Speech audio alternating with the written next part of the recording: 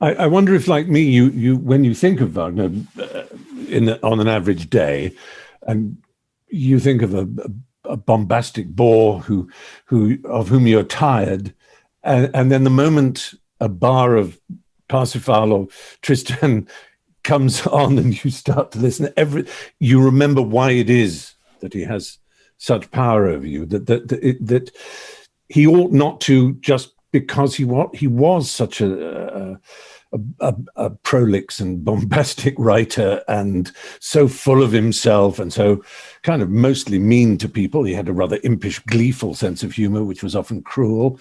The way he treated the young Nietzsche, for example, makes you forgive Nietzsche for all his later recantation of Wagnerism. And there is a real sense that he's the perfect way of approaching the eternal question of the gap between the fruits of the tree and the ugliness of the tree. He was a very ugly tree from which most extraordinary fruits fell. Yeah. And is it all right to ignore him, the man, and say that his art is actually something quite aside from him? Yeah, I've never really sort of attempted to make that sort of total separation of the art and artist with Wagner. I mean, I feel there's sort of no way of ignoring it. And the whole point, I think, of this artwork is not to take you into some pure ethereal upper sphere. The work has always been, I mean, at least for me, intensely psychological, intensely political, not always clear what the political ramifications are, but it just feels as though Wagner attaches himself, the work attaches itself to whatever is going on around us right now. And at every stage of history and in different countries, Wagner has had this adhesive effect. And then when you look at how Wagner is used in Hollywood and how he seems to somehow chime with and blend in with this extraordinary variety of images. So it's never been sort of something apart for me. And my own history coming to terms with Wagner was sort of a slow process, initial phase of really having a quite adverse reaction to him. I just remember when I was a kid, I was very accustomed to Mozart and Beethoven and Brahms, and the first time I listened to Wagner, it just sounded like this soup, this kind of gas cloud of ideas kind of floating around and blending into each other. And I found it an unappetizing experience. And then by the time I was in university, I was very, very much steeped in European history and culture of the late 19th, early 20th centuries. And I was extremely aware of Wagner's anti-Semitism and his nefarious political ramifications. And so I was viewing Wagner very much through,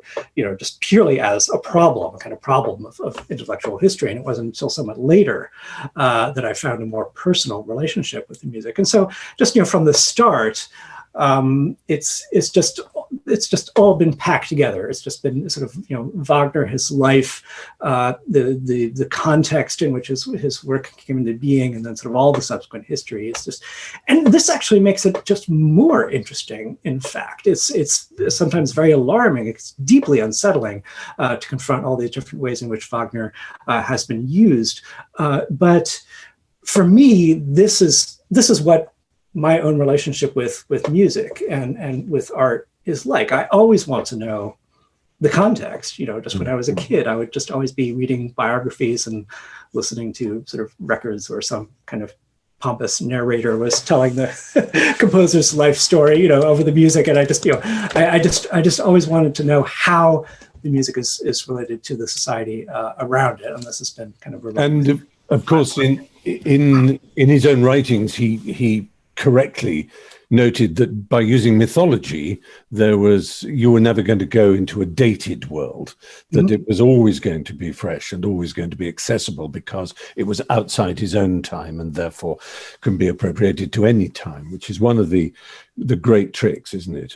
Yeah, that's what he did at the end of the 1840s, is this sort of turn from history to myth, which can be oversimplified when you look at sort of the sort of mythic and legendary ideas were sort of very important to Wagner from the outset. But he did make this very deliberate decision with the as he set to work on the Rings cycle, to step far back from history and to address these universal mythic themes as a way of ensuring, in fact, that this work would always be relevant, would always sort of speak to listeners of different worlds and different times. And he got that exactly right. I mean, this is the sort of really the reason, if there is one reason why this phenomenon, Wagnerism, took off, I think it is his virtuosity in deploying these mythic archetypes and weaving together mythic ideas from